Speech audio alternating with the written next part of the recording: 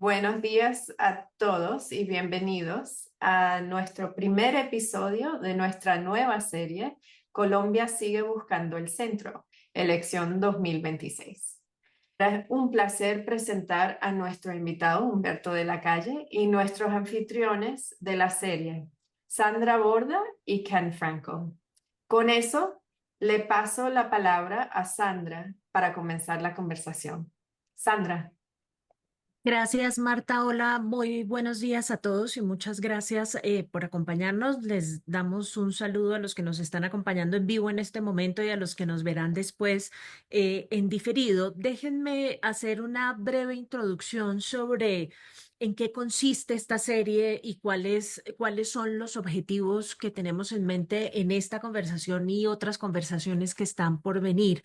Hace 4 años llegó al poder el primer gobierno de izquierda en el pasado reciente colombiano, pero además de ese resultado, ese proceso electoral fue un escenario para la organización de una fuerza política que se ha venido gestando también en el pasado reciente, con éxitos y también con fracasos, el denominado centro político. Y seguramente vamos a discutir muchas veces si esa es la mejor forma de denominarla. En ese entonces, el Canadian Council of the Americas, for the Americas, inició la primera temporada de esta serie sobre el centro político en Colombia, pensando en esta vertiente política de forma amplia y en conversación con actores claves, cuyas ideas sean relevantes para la constitución de la agenda y la plataforma del centro, independientemente de su filiación partidista. Los resultados en ese momento no fueron favorables a esta vertiente política.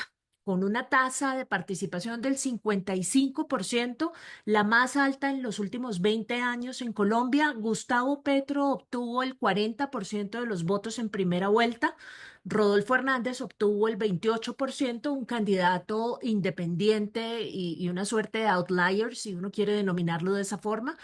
Federico Gutiérrez obtuvo el 23% representante de la derecha colombiana y Sergio Fajardo, representante del centro político, tan solo obtuvo el 4,2% de la votación. En el Congreso, el Pacto Histórico obtuvo 20 senadores y 20 representantes, el Partido Conservador 15 senadores y 25 representantes, el Partido Liberal 14 senadores y 32 representantes y el Centro Democrático 13 senadores y 16 representantes. Las dos listas del centro político obtuvieron resultados más bien magros. La coalición Alianza Verde obtuvo 13 senadores y 11 representantes. Uno de los senadores es, por supuesto, quien nos acompaña hoy, Humberto de la Calle Lombana. Y el nuevo liberalismo no obtuvo ninguna silla en el Senado y solamente una en la Cámara. Hoy 3 años después y a poco tiempo de iniciarse una nueva ronda electoral en Colombia, esta serie que conducimos Ken Frankel del Canadian Council for the Americas y yo, Sandra Borda, profesora del Departamento de Ciencia Política y Estudios Globales de la Universidad de los Andes, está dedicada a hacer un balance de lo que ha sido el ejercicio político del centro como fuerza de oposición y a observar en detalle en qué están sus protagonistas políticos hoy y cómo ven el futuro próximo. Todo ello, por supuesto, a través de las voces de los políticos que hacen parte de esta fuerza. Hoy, en nuestro primer episodio de esta serie sobre el centro político en Colombia, le damos entonces la bienvenida a Humberto de la Calle Lombana, quien fue elegido senador como parte de la lista de la coalición de centro, la coalición verde, y me atrevería a decir, además, que es uno de los políticos que más claridad tiene sobre las que son o deberían ser las posiciones políticas y la agenda del centro político en nuestro país. Doctor de la Calle, es un gusto tenerlo con nosotros y muchas gracias entonces por aceptar esta invitación. Voy a proceder con la primera pregunta que se la imaginará usted cuál es después de esta introducción y es ¿cuál es el balance que hace de lo que ha sido el ejercicio del centro político desde la elección pasada hasta este momento? Bueno, pues en primer lugar, un gran saludo a Sandra. Me encanta poder conversar con ustedes en la mañana de hoy y naturalmente a Ken, a Marta y al equipo que está apoyando esta idea de examinar de nuevo cuál es la situación y el futuro del centro. Yo estoy de acuerdo con Sandra en que tenemos en Colombia un problema con esa palabra centro, Pero para los efectos de esta conversación, sigamos llamando así esa corriente que no quiere extremos para podernos entender más allá de si el término es acertado o no. Bueno, yo diría en primer lugar que si se me pidiese una definición de lo que está pasando con el centro y en general con Colombia en este preciso momento, para mí la palabra sería incertidumbre. Yo creo que estamos en momentos donde no podemos dar respuestas absolutas y contundentes y donde además, más allá y más en profundidad del panorama político, llamémoslo partidista, de cara a las elecciones del 2026, Colombia está padeciendo una situación muy aguda de desorden institucional en función de decisiones que el gobierno viene promoviendo, en mi opinión, de manera franca y claramente inconstitucional. Es algo que en Colombia no veíamos, no estábamos acostumbrados a esto. Siempre había, claro, fuerzas que intentaban desacreditar el sistema, el establecimiento político, pero ahora es el propio gobierno y el mismo presidente de la República, con un lenguaje extraordinariamente agresivo, el que mantiene en vilo un poco a la opinión sobre qué va a ocurrir. Ayer ya su ministro de Justicia anunció que se iba a convocar una asamblea constituyente en marzo, no por los caminos previstos en la Constitución, sino francamente de hecho, a través de una supuesta apelación al pueblo, con esa idea de democracia que se deriva de Antonio Negri, de que la verdadera democracia es la democracia callejera, y el papel del presidente como caudillo, que es se convierte a sí mismo en la voz del pueblo.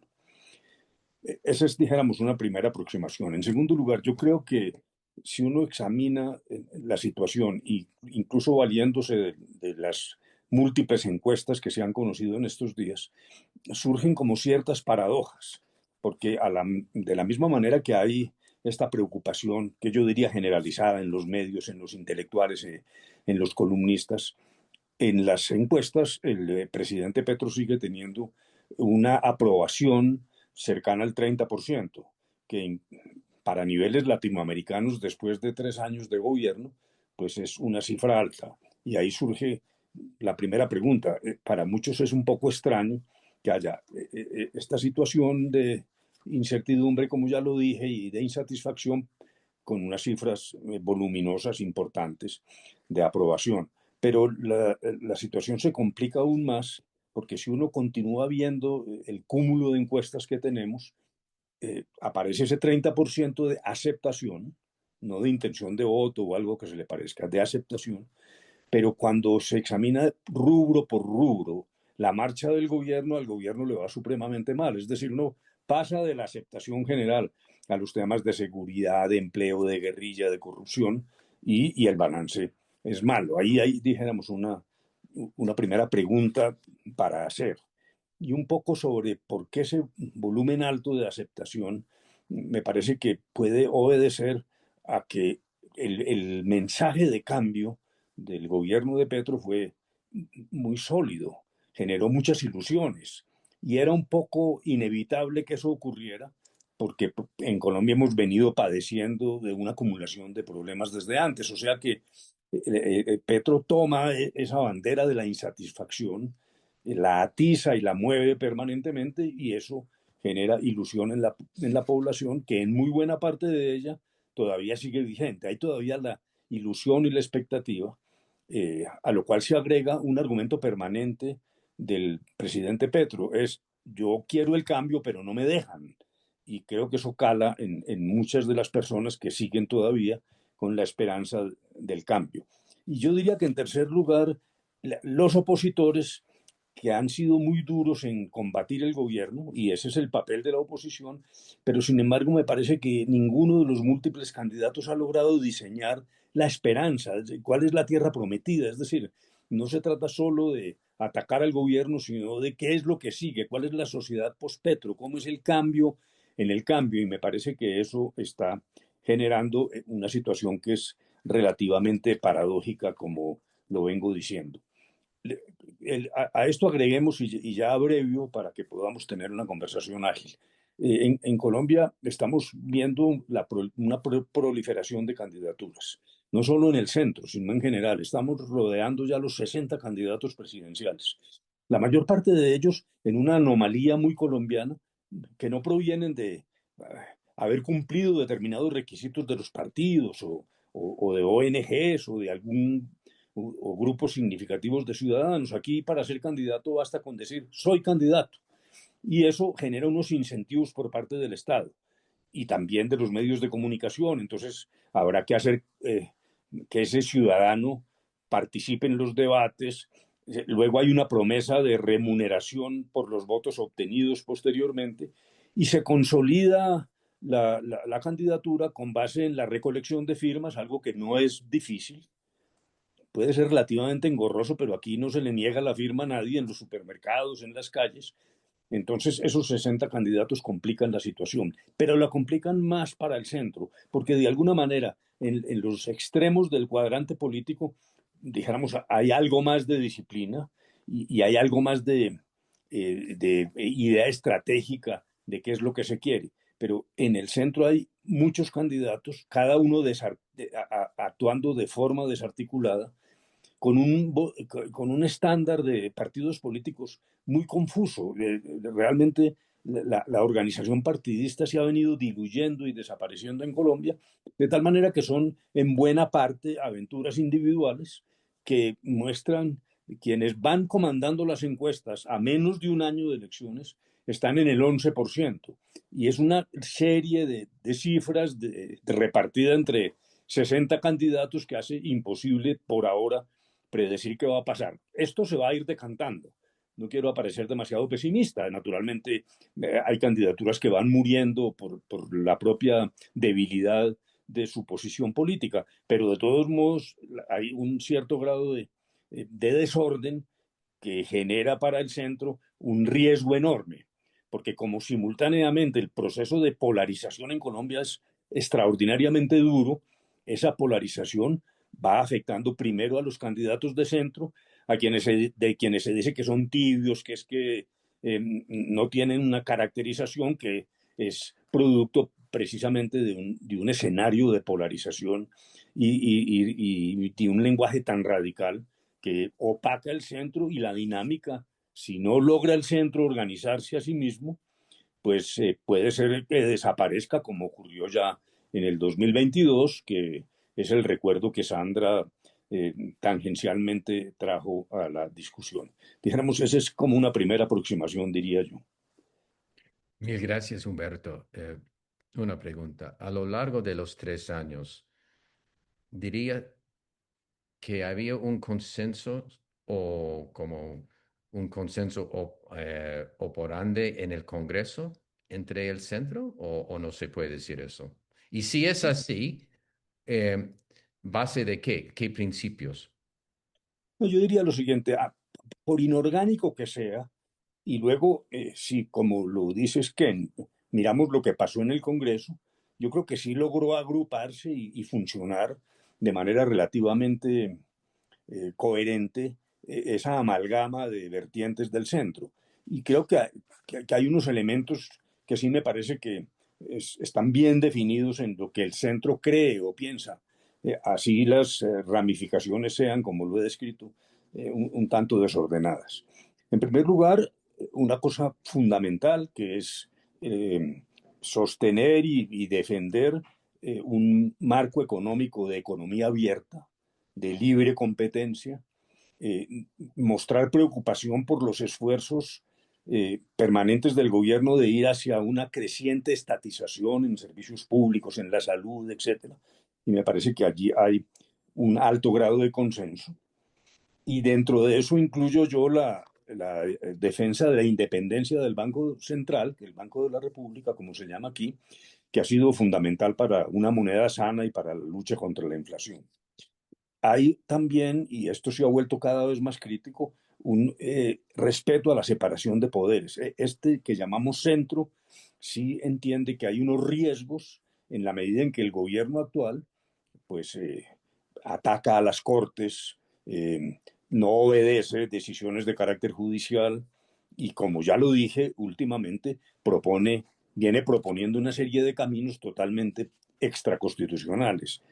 En eso, por lo tanto, me parece que el centro se ha consolidado en la defensa del Estado de Derecho, para que utilicemos una palabra que agrupe todas estas ideas. Y yo terminaría señalando como parte de ese consenso la ortodoxia fiscal, el manejo correcto de la fiscalidad, que ahora también está en riesgo. En Colombia tenemos la llamada regla fiscal, que es una norma que limita o impide los excesos de gasto y de endeudamiento, norma que el gobierno suspendió hace poco, generando también incertidumbre en cuál es el resultado, a la manera, dijéramos, de lo que era Argentina, el resultado de un exceso de gasto, un endeudamiento ya insoportable y la herencia que esto va a dejar para el próximo gobierno. Yo podría hablar más adelante de otros temas donde hay cuasi consenso o mayores matices, pero me parece que este núcleo es el que está realmente en el corazón de lo que pudiéramos llamar el centro. Mm. Solamente para hacerle seguimiento a esa pregunta que hace Kian, digamos, hay dos preguntas claves en materia de lo que se puede constituir como el core de una fuerza política. Uno es efectivamente el tema de la agenda, que creo que está compuesto como por estos principios que usted acaba de mencionar, pero también por posiciones particulares en los temas prioritarios para el país. Y supongo que de eso también queremos hablar, digamos, cuál es la propuesta en materia de seguridad, cuál es la propuesta en materia de paz, ¿no? Que son los temas centrales. Pero también hay otra parte que es la de los criterios de membresía. ¿Sí? ¿Quién hace parte y quién no hace parte del centro? Y digamos, no estoy hablando porque además esos criterios de membresía existen en todas las fuerzas políticas, ¿no? Para estar en la derecha o para militar en la izquierda, pues uno tiene que creer en ciertas cosas y tiene que cumplir con ciertas condiciones. Luego, el centro, digamos, también es un lugar en el que debería existir como una suerte de principios generales que la gente tiene que compartir para ser parte de esto.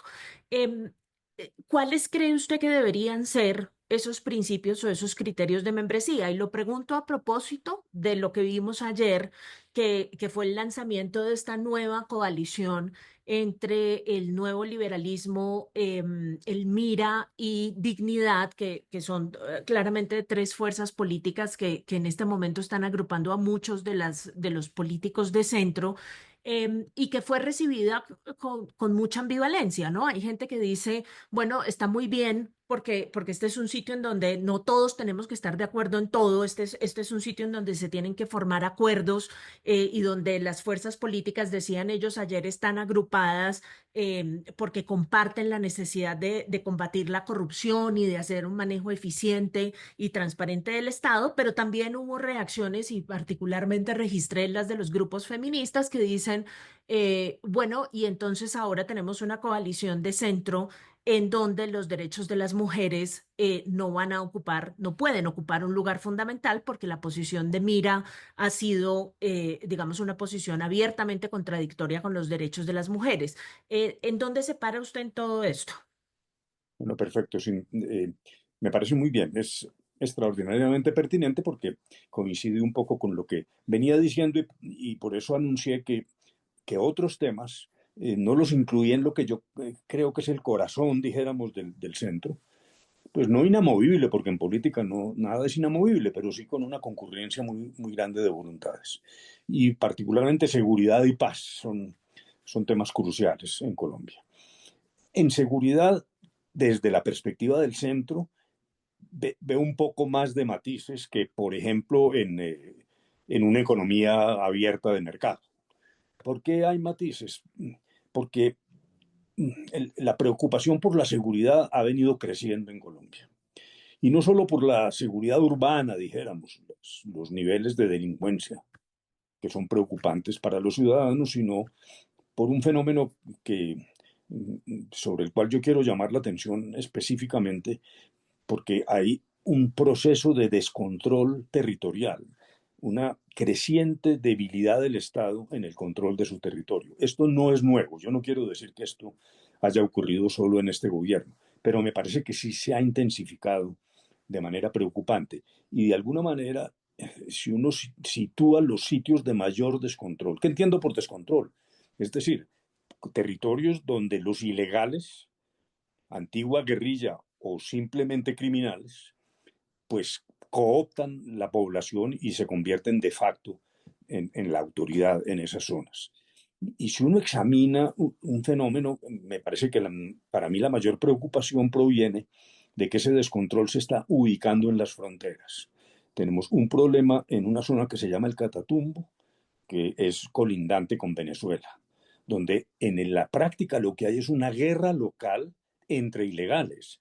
Esta es una nueva manifestación de un conflicto. Después de la firma con las FARC, estamos viendo ilegales contra ilegales y el papel del Estado un poco estupefacto, como sin entender bien si es una especie de árbitro o qué hacer. Entre otras cosas, en ese sitio, en el Catatumbo, uno de los contendientes tiene en su beneficio un cese del fuego respecto de las fuerzas militares del Estado y otro no. Entonces, hay un cuadro complejo que me parece que ha contribuido a crear una incertidumbre en las Fuerzas Armadas que le ha impedido actuar, dijéramos, a la manera que requerirían las circunstancias. Un poco más al sur está Arauca, que es también colindante con Venezuela y ese es un territorio en el que sí de muy vieja data, pues la presencia de grupos ilegales. En el pasado, la presencia de las dos vertientes de la guerrilla, las FARC y el ELN. Ahora, de nuevo, esto se ha ido desfigurando y son guerras locales en una zona de frontera tan delicada como Arauca. Luego en el sur, particularmente en la frontera, algo con el Perú, pero sobre todo con el Ecuador, ahí hay unos focos también de descontrol territorial y en la cornisa pacífica, que estratégicamente es clave, uno encuentra el mismo fenómeno tradicional en el Cauca, que es zona de altísima presencia de cultivos ilícitos, pero que ahora se está extendiendo con mayor ahínco al Valle del Cauca, donde ya hay es una economía industrial moderna. Luego, no quiero parecer demasiado pesimista, pero siento que estamos como rodeados de unas zonas de descontrol, desafortunadamente, en las fronteras. ¿Cómo reacciona el centro? Por eso digo que hay matices. Yo veo una cierta tendencia a exigir una respuesta cada vez más dura, fundamentalmente del próximo gobierno, una acción militar más decidida, una reconstrucción de la idea de paz con seguridad, un poco la aseveración de que toda paz es ilusoria si no va acompañada de una política de seguridad, que exige además una nueva estrategia en virtud de este fenómeno que ya lo mencioné, que es la balcanización del conflicto en la que medran grupos ilegales con presencia en muy distintos sitios.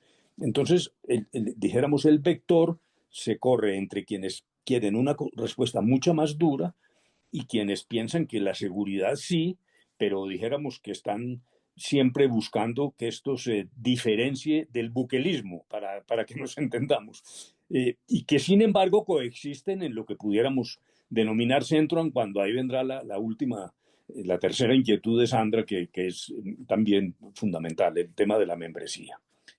Si nos trasladamos al problema de la paz, uno encuentra también, dijéramos, esas variantes. Hay todavía grupos muy duros, militantes, muy convencidos de que el acuerdo que se celebró en La Habana con las FARC era una hoja de ruta para el país que desafortunadamente no se ha cumplido y que lo primero que tiene que hacer el siguiente gobierno es recuperar esa hoja de ruta. Y ahí hay, dijéramos, activismo fuerte, perteneciente al centro, un poco más al centro izquierda, si se me quiere llevar a ese punto, frente a lo cual, como pasa con la seguridad, hay quienes piensan que este ya no es el momento simplemente de conversaciones políticas con grupos, entre otras cosas, por algo que ya dije. Hay una abundancia de grupos criminales dispersos. Solo el antiguo ELN mantiene en su génesis una idea que pudiera calificarse de orientación política, rebelde, de lucha armada, totalmente diluida ya. El ELN no está pensando en que quiera plantar la bandera de su movimiento en la casa presidencial, sino en competir en la preservación de ciertos territorios para sus propias actividades. Luego, aún dentro del centro, creo que ya hay personas que dicen, mire, el conflicto armado interno en Colombia terminó en el 2016. Aquí lo que hay es grupos ilegales, probablemente con mayor incidencia que en otros países, pero este es un fenómeno de delincuencia que hay que atacar con la fuerza legítima del Estado o también con mecanismos de sometimiento, pero sometimiento judicial, no negociaciones políticas con estos grupos. Entonces veo, repito, en el tema de paz, algunos matices y un poco sí crecientemente la idea de que lo que el gobierno del doctor Gustavo Petro llamó paz total está fracasando y que realmente no ha rendido sus frutos. Y el problema de la membresía es crucial, porque en efecto hay grupos que pudiéramos calificar de derecha, esas palabras son problemáticas, pero es para que nos podamos entender sobre todo en el ámbito internacional.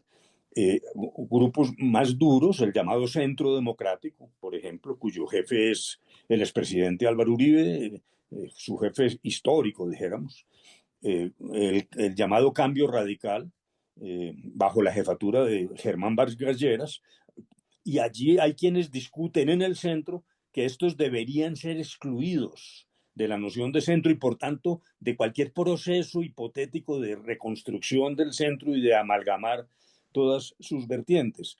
Pero ¿qué estoy empezando a notar? Por lo menos desde mi percepción, que hay creciente preocupación con los desbordamientos del gobierno en materia constitucional hasta el punto de que muchos miembros, entendámoslo así, de lo que sería el centro, ya empiezan a pensar que es el momento de una coalición mucho más grande, donde nadie sea excluido, con excepción de los extremos.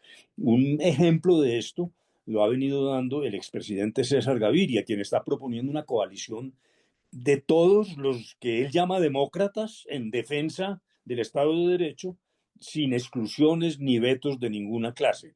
Y me parece que la acción del gobierno, que empuja todos los días, de hecho, repito, tenemos ahora la idea de una constituyente fáctica, tuvimos hace poco una consulta popular en contra de la decisión del Senado, que era el competente para dar el visto bueno, favorable o no a esa consulta, y me parece que eso puede ir moviendo las aguas hacia la idea de que va a haber que hacer un esfuerzo de agrupar a líneas políticas que en situación menos anormal estarían por fuera de la calificación de centro. O sea, para decirlo de manera un poco periodística, yo creo que el centro puede terminar nutriéndose de esos grupos políticos que antes se descalificaban por no tener, dijéramos, esos estándares de pertenencia al centro y estar mucho más cerca de la derecha. Es el mismo espíritu de la propuesta del presidente Santos de ayer, ¿no? Es correcto, es que eso se está abriendo paso, porque Mm. yo sí creo, soy bastante cuidadoso en las palabras frente a lo que es lo que viene pasando en el gobierno por tratarse además de un escenario internacional. Uno nunca quiere aparecer, pues, dijéramos, desacreditando a su propia nación, pero lo que es que lo que estamos viendo en el gobierno realmente es inédito. Esta última idea de una constituyente popular en contravía de lo que la misma Constitución prevé, yo sí creo que francamente es motivo de alarma. ¿Por qué? Porque, dijéramos, uno podía entender que el lenguaje tan agresivo del presidente era el lenguaje propio de quien propuso y prometió el cambio, y era parte, dijéramos, de la fraseología política y una retórica desusada, muy compleja, muy descalificadora, pero bueno, era retórica. Pero a partir de un decreto en el cual ordenó la consulta en contra de la decisión del Senado y la manifestación de estos últimos 2 o 3 días, entonces ya no estamos frente a la retórica, sino frente a los hechos. Y sí creo que eso está generando una mayor preocupación de los sectores que piensan son los defensores del Estado de Derecho, ¿no? Humberto, siendo yo por el momento el abogado del diablo,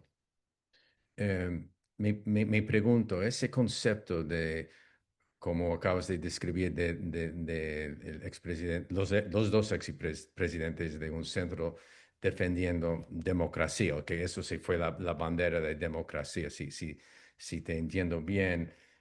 Me pregunto si es una agrupación teóricamente para unos grupitos y jefes políticos o realmente tiene es impactante con el votante. Por ejemplo, hemos visto en varios países del mundo que realmente el Estado de Derecho no es el tema más importante para ellos. Entonces, si la bandera es la democracia en vez de costo de vida o de seguridad, me pregunto si realmente esa agrupación es algo que va a aceptar o va a votar el votante. Pues yo diría lo siguiente, sí, hay varias cosas para decir. Uno inicialmente, si esta pregunta me lo hubieran hecho hace 2 meses, podría decir, bueno, realmente esto va dirigido a unas ciertas élites, que son las que están agrupadas alrededor del ejercicio político. Pero con los últimos acontecimientos, y allí se suma el atentado contra el senador Miguel Uribe, me parece que sí se ha ido galvanizando un poco la sensación de que eso tan abstracto que llamamos Estado de Derecho y la separación de poderes, que algunos en el pasado podían creer que era como una especie de organigrama, separación de poderes, no unos señores que organizan el Estado. No, yo creo que esto ha ido captando cada vez más atención preocupada.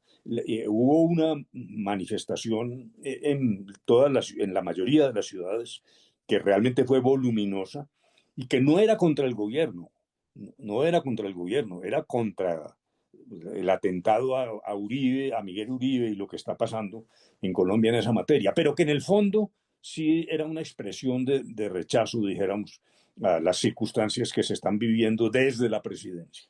Luego, yo creo que esto está creciendo y que esa abstracción del Estado de Derecho y de la democracia sí está aterrizando ya en unas emociones y en una preocupación de la gente. Pero en segundo lugar, sí creo que ahí hay un problema, que de alguna manera tú lo tocas que de manera tangencial, porque ese lenguaje de la élite eh, puede ser de muy difícil aprehensión en unas situaciones sociales tan difíciles como las que vive Colombia. Es decir, un joven de los que llamamos ninis, que son los que ni estudian ni trabajan, y que hay abundantes jóvenes en esa situación en Colombia, pues eso del Estado de Derecho les sonará una cosa remota o indescifrable. De hecho, con estas encuestas de Latinobarómetro y otras que se realizan aquí, sí ha venido bajando el aprecio por lo que llamamos democracia. Y sí empieza a abrirse un poco la tesis, democracia para qué si no tenemos las necesidades básicas satisfechas. Por lo tanto, me parece que ahí sí hay una vulnerabilidad. Por eso yo al principio sostenía que el problema del centro no se resuelve solo mecánicamente, no solo a través de el mecanismo para ir concentrando las candidaturas y darle un cierto panorama más razonable a ese territorio del centro. Creo que sí nos falta un lenguaje que sea más comprensible y que esté dirigido a los padecimientos de los colombianos. Colombia es uno de los países con mayor inequidad y desigualdad en el mundo. Eso es un mal endémico que traemos a cuestas desde antes. Por eso, de alguna manera, yo en algún escrito reciente dije, no es para que nos sorprendamos que llegue un señor con la bandera del cambio como Gustavo Petro. Al contrario, lo que había ocurrido es que desde el Frente Nacional, la dirigencia política colombiana había venido administrando esa situación con sutileza, con inteligencia, con cierta flexibilidad, pero los problemas de fondo ahí están. Sigue siendo una sociedad inequitativa, sigue existiendo una falta de empatía por razones de carácter racial o de condición social. Es decir, hay unas estructuras tectónicas en Colombia que realmente no estamos siendo capaces de superar y ahí la mayor deuda es esa.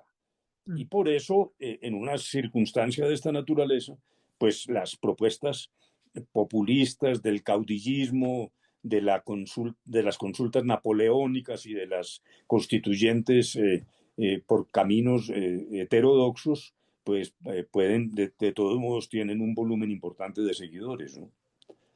Lo voy a seguir presionando en ese punto porque, digamos, esto tiene que ver con la pregunta más amplia sobre el futuro. Y digamos, en aras de la discusión, que efectivamente démosle la razón a César Gaviria al expresidente Gaviria y al expresidente Santos, y pensemos en esta suerte de coalición centro-derecha como una forma de enfrentar el proceso de desinstitucionalización y de erosión de la democracia que estamos experimentando. Em, Me pregunto entonces si no estaremos ahí corriendo dos riesgos, doctor de la Calle, y quisiera saber su opinión sobre eso. El primero es un riesgo que yo denominaría el riesgo de la autoridad moral, y es una parte de esa coalición también corrió con su propia dosis de déficit democrático en su época. Entonces también corrió con muchos incidentes relacionados con erosión de instituciones, con erosión del orden democrático, que en su momento se denunciaron. Y que por fortuna las instituciones políticas resistieron valientemente, pero ahí también hay, digamos, una deuda pendiente en materia de democracia y en materia de Estado de Derecho. Entonces, involucrarlos ahora no nos pondrían problemas en materia de esa autoridad moral que tienen. Y la otra, que creo que no está totalmente desprendida de eso, es hasta qué punto invocar esas fuerzas políticas no suena un poco como regreso al pasado. Yo siempre he dicho que parte del problema que yo a veces le siento al discurso de la oposición frente al gobierno de Gustavo Petro es que tiene un discurso que desconoce completamente las condiciones que llevaron al poder a Gustavo Petro y que usted mencionaba hace un momento, la desigualdad, el problema del desempleo y falta de acceso a la educación de los jóvenes, en fin, es como que si quisiéramos entender la administración Petro como una suerte de paréntesis, y a veces suena como que lo que estuviéramos proponiendo sea un regreso a la situación previa a la llegada del petrismo al poder. Situación que por supuesto no se ha resuelto de ninguna forma.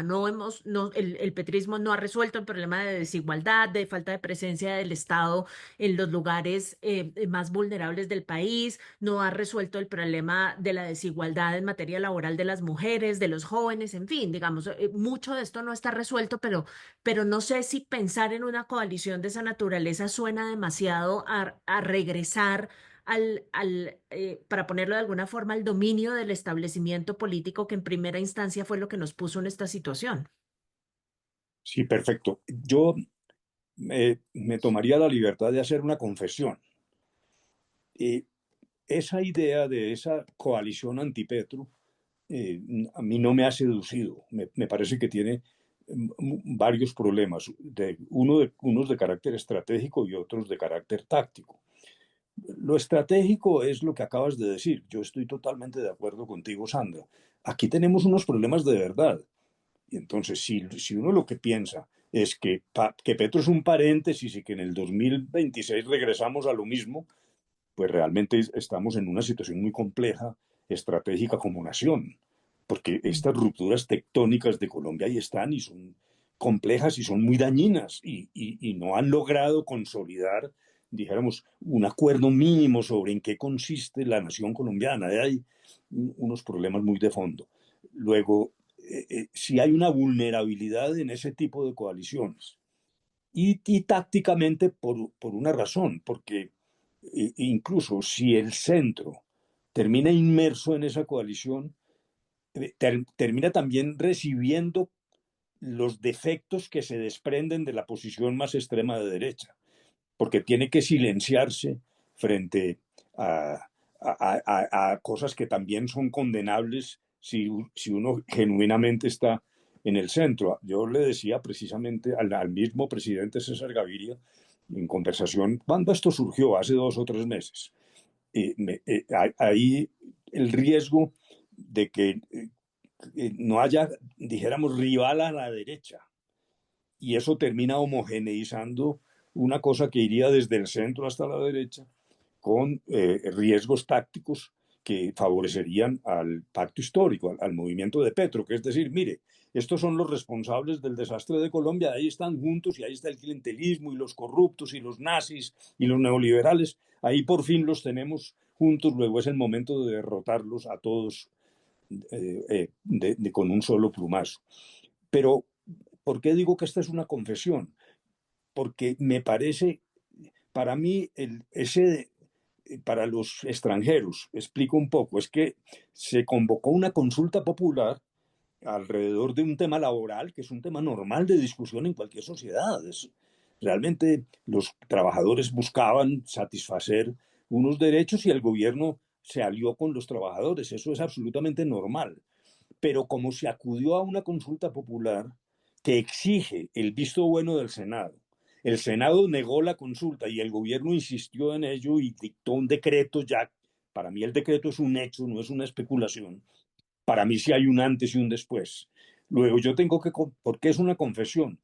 Porque me parece que con esa abortada consulta y ahora proclamar la constituyente callejera basada en la ideología de Antonio Negri, sí me parece que esto es una emergencia real para Colombia. Y por lo tanto, habría que tener la mente abierta para ver cuál es el tratamiento que se le da a esto, pero el rechazo inicial que yo pudiera haber tenido 3 o 4 meses, pues en este momento me parece que sí estamos en una situación de riesgo que al parecer se va agravando. El día de ayer, el nuevo ministro de Justicia dijo, en marzo del año entrante habrá una votación. Y repito que entonces...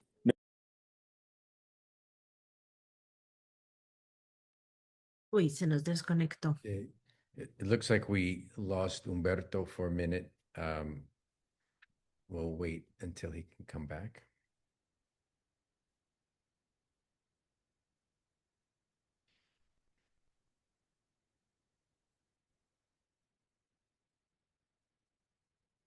Siempre las desconexiones ocurren en los momentos de las confesiones.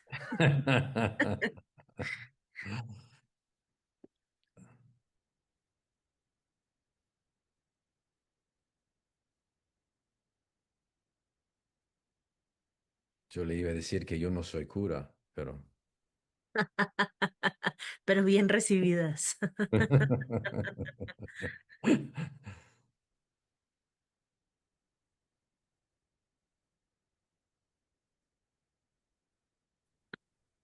There we Belleza. go. Perdón, se Estamos... había caído la llamada. Es Tal porque vez, se cayó cuando iba a hablar de la confesión, Humberto. sí. Entonces, Sí. yo hoy, Ni Sandra y yo somos curas, ¿eh? Entonces, Pero podemos entonces, parecer. sí. No, lo que quiero decir es que yo hoy entiendo más ese propósito de una unión mayor que congregue más, porque sí creo que estamos en presencia de un camino que ha escogido el presidente y que es extraordinariamente riesgoso. Y por último, Sandra también señaló algo importante. Pues estos 3 años de un gobierno de izquierda realmente no han resuelto ninguno de los problemas. No lo ha resuelto de fondo, claro, yo entiendo, hay cambios y algunas cosas pueden ser plausibles. Cuando yo me desempeñaba en el Senado, yo voté la reforma tributaria porque me parecía que era más progresiva que lo que era la tributación antes en Colombia. Voté el plan de desarrollo porque me parece que tenía unos elementos importantes. Pero lo que ha ocurrido, y me parece que el mayor problema futuro del presidente Gustavo Petro va a ser con la propia izquierda, porque lo que yo estoy viendo es que más allá de la tesis de que es que no me dejan y que aquí la gente no funciona y como yo quiero y que yo soy el jefe del Estado, yo soy superior al fiscal que es independiente, yo tengo que meterle la mano a la Junta del Banco de la República que es independiente. Más allá de eso, el balance del gobierno sí va a ser francamente muy pobre en términos de ejecución. Y uno se pregunta, pues el deber del gobernante no es solo tener ideas. La política es la política de lo posible, es el arte de lo posible.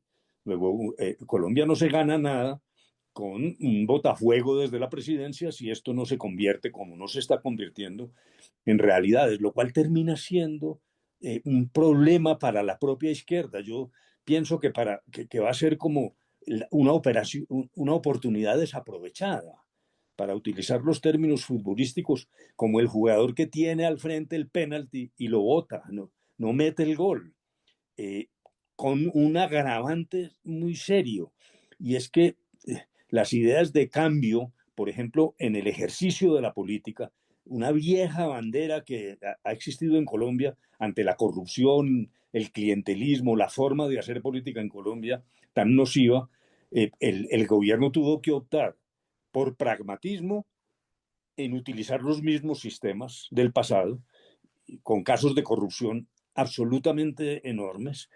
Y la pregunta es, para muchos, crecientemente, esto no implicará una decepción porque francamente creían que no íbamos a volver a ver ese tipo de rutinas políticas que son francamente condenables. Luego, el gobierno está en, en medio de un pragmatismo nocivo para la propia izquierda y en medio de un marasmo de realizaciones, y surge entonces la hipótesis de que todas estas ideas de hecho sobre consultas y constituyentes son, por un lado, un instrumento de agitación y no no un real deseo de satisfacer las necesidades insolutas, y al mismo tiempo un simple reemplazo de las realidades que no ha obtenido por una retórica que lo que busca es mantener el núcleo duro de sus votantes de cara al 2026, ¿no?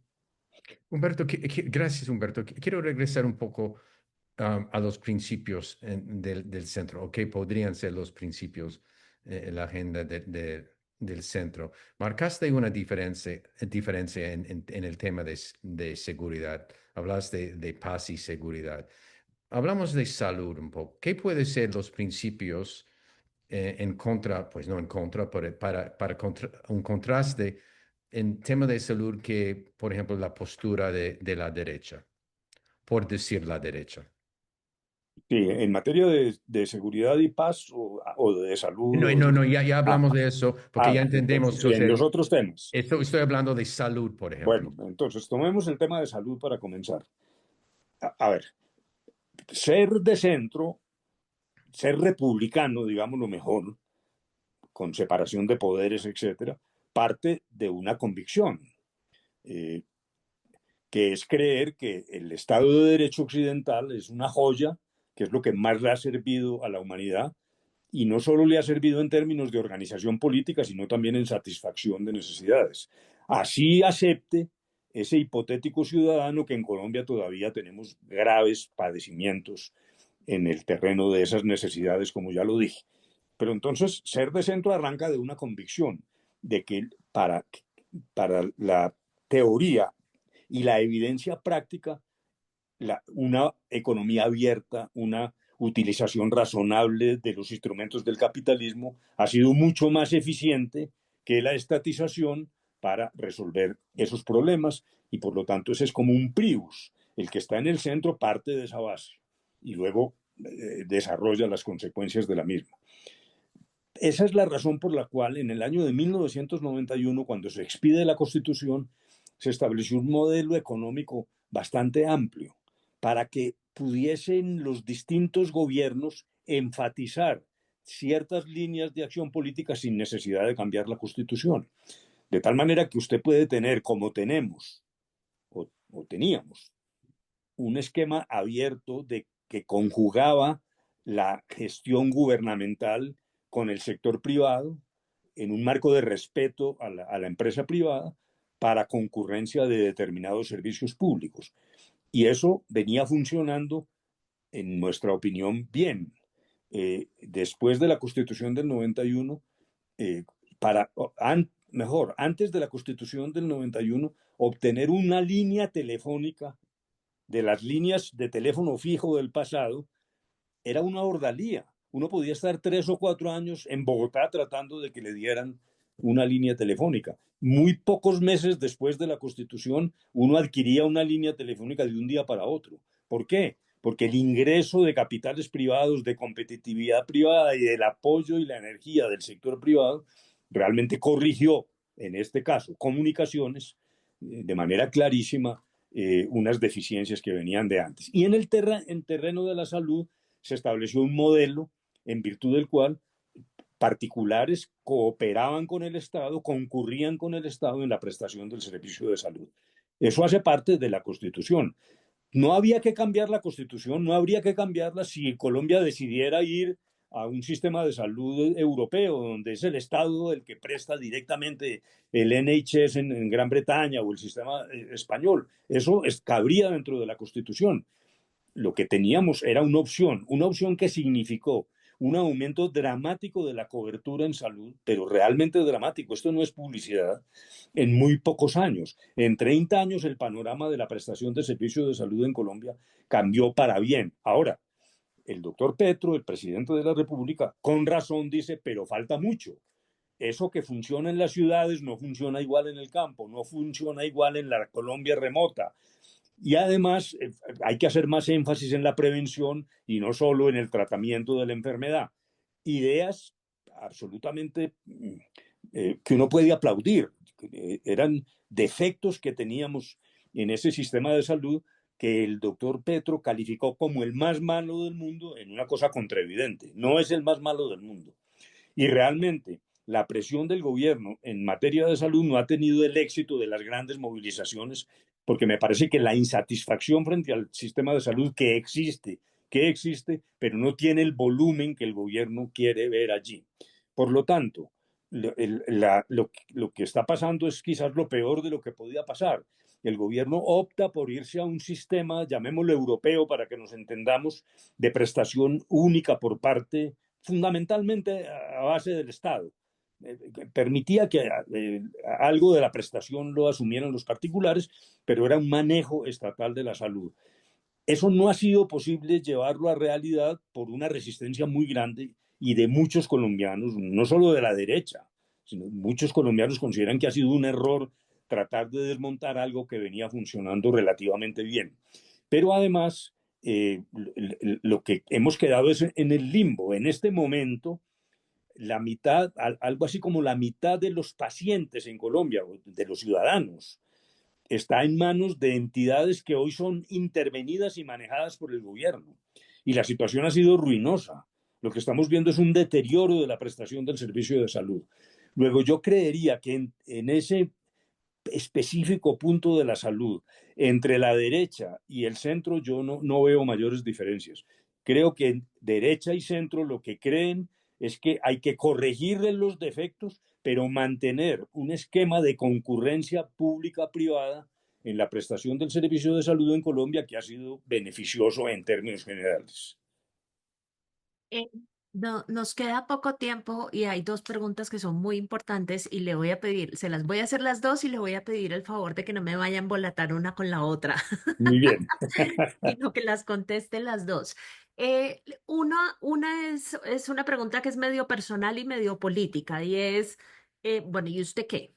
¿Cómo se ve en todo esto? ¿Cuáles son sus planes? ¿En qué está pensando? Compártanos un poquito de la reflexión interna que está teniendo alrededor de todo el proceso político que estamos analizando.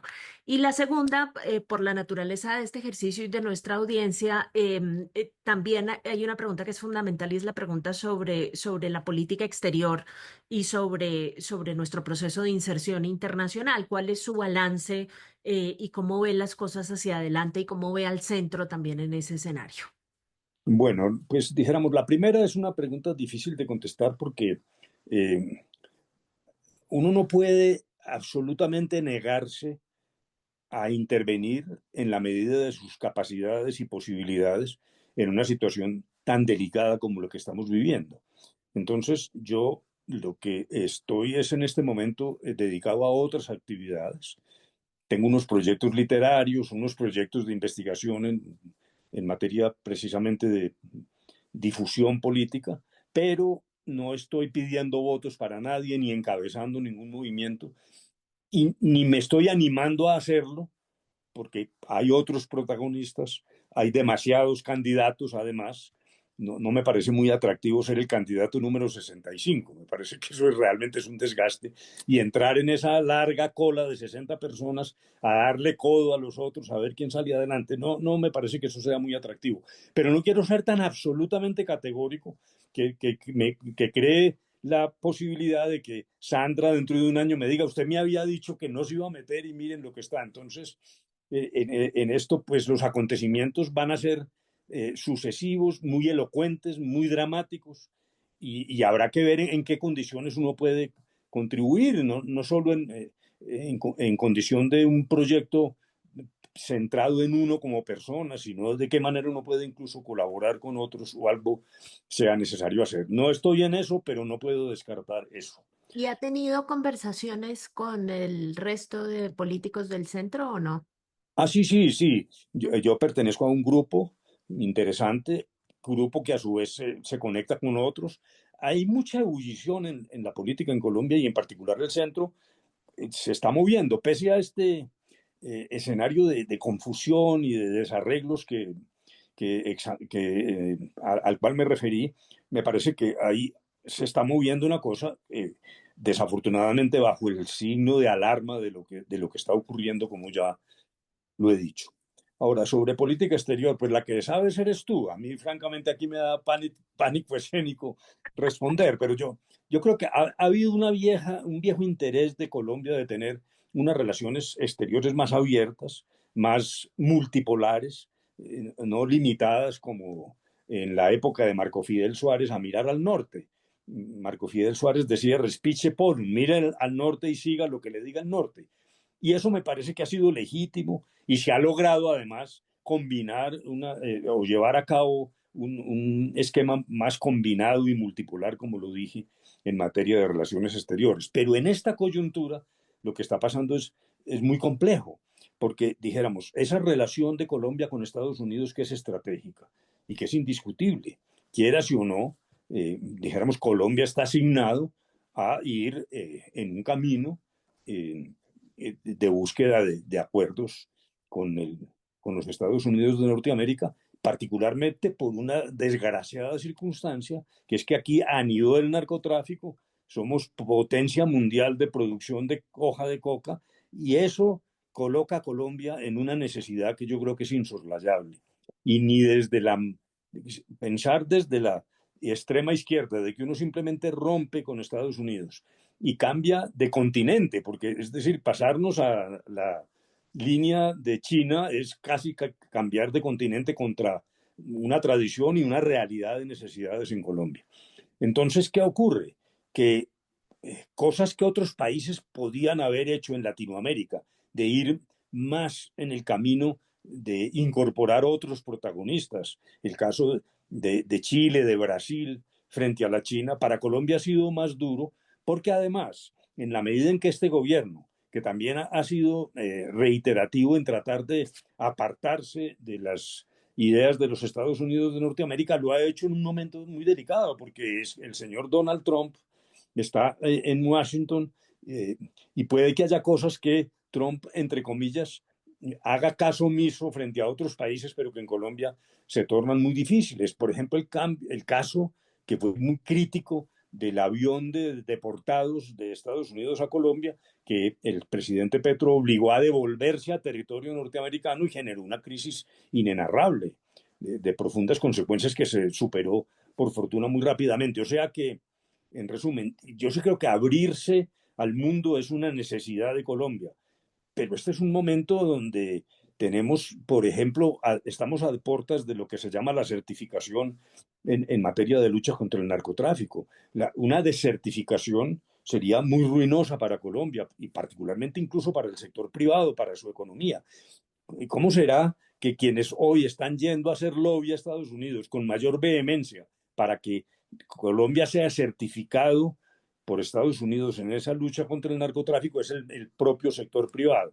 Eso muestra la dificultad de trabajar en un caleidoscopio tan volátil como el que se está viviendo, pero me parece que lo que sí es excesivo de parte del actual gobierno es un ambiente de provocación, eh, sobre temas que son netamente internacionales, donde incluso la voz del gobierno colombiano es una voz secundaria en determinados temas. La ruptura de relaciones con Israel, más allá de lo que se piense sobre el tema de Gaza, donde hay que reconocer que lo que está viviendo la humanidad es aterrador, pero de ahí pasar a romper relaciones con Israel, pues son como acciones ya desmesuradas que nos sacan de un panorama frente a los Estados Unidos que es casi que una necesidad por razón de esa malhadada circunstancia de estar inmerso Colombia en el problema del narcotráfico. Luego, lo que hay que hacer es, sí, continuar en un proceso de apertura, pero con extremo cuidado porque la coyuntura no es la mejor para cierto tipo de maniobras. Gracias, muchísimas gracias, Humberto, por esas últimas palabras sobre la situación internacional también. Gracias, Humberto, Sandra, Ken, por esta gran conversación. Creo que el mejor arranque para esta nueva serie que tenemos. Gracias a todos por estar con nosotros hoy y los invitamos a seguirnos en las redes sociales para recibir noticias sobre los próximos episodios de esta serie sobre el centro en Colombia, tanto como otros eventos, que también tenemos algunos que van a venir sobre las elecciones en Chile. Y también les recuerdo que los videos en español, inglés y francés estarán disponibles más tarde hoy en ccacanadá.com. Gracias por acompañarnos y buenos días a todos y que tengan buenas Bueno, tardes. mil Hasta la gracias. próxima. Gracias, Humberto. Gracias, Gracias. gracias Gracias. Humberto, Sandra.